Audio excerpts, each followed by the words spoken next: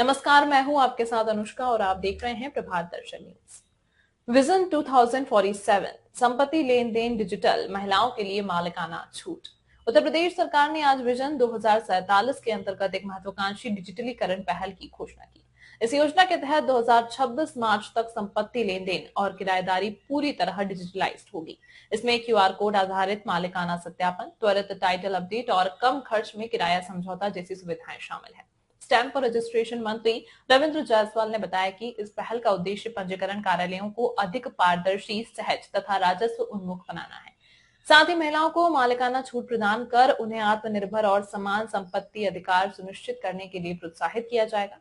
यह नया मॉडल जमीन की विश्वसनीयता बढ़ाएगा और भूमि रिकॉर्ड में सुधार करेगा। ये सुधार बड़े पैमाने पर राज्य के नागरिकों को लाभान्वित करेंगे, खासकर जहां पारंपरिक प्रक्रियाएं धीमी और जटिल हैं। डिजिटल संरचना से लेन देन और न्यायिक प्रक्रिया में पारदर्शिता आएगी, साथ ही भ्रष्टाचार पर प्रभावी अंकुश लगेगा।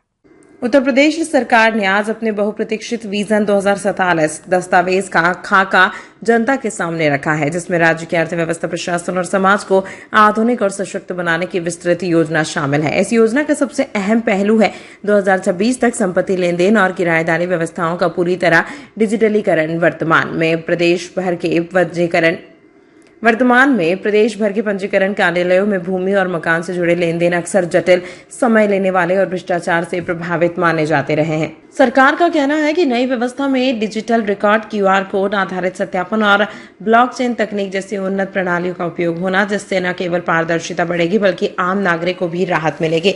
स्टाम्प और रजिस्ट्रेशन मंत्री रविंद्र जायसवाल ने साफ किया कि अब किसी भी नागरिक को अपनी जमीन या मकान की खरीद फरोख्त के लिए बार बार चक्कर नहीं लगाने होंगे। एक बार पंजीकरण ऑनलाइन हो जाने पर तुरंत मालिकाना नाम अपडेट हो जाएगा। सरकार का दावा है कि यह कदम प्रदेश को एज ऑफ डूइंग बिजनेस में और आगे ले जाएगा। खास बात यह है कि विजन 2047 में महिलाओं के लिए विशेष रियायतें रखी गई हैं। मुख्यमंत्री योगी आदित्यनाथ ने कहा कि यह सिर्फ आर्थिक छूट नहीं बल्कि महिला सशक्तिकरण की दिशा में बड़ा कदम है। विशेषज्ञों का मानना है कि डिजिटलीकरण से जहां एक तरफ धोखाधड़ी और विवाद कम होंगे, वहीं दूसरी तरफ छोटे कस्बों और ग्रामीण इलाकों में भी पारदर्शी व्यवस्था बनेगी। हालांकि विपक्ष ने इस पर सवाल उठाते हुए कहा कि सरकार पहले यह बताए कि मौजूदा डिजिटलीकरण पोर्टल पर कितनी शिकायतें लंबित हैं।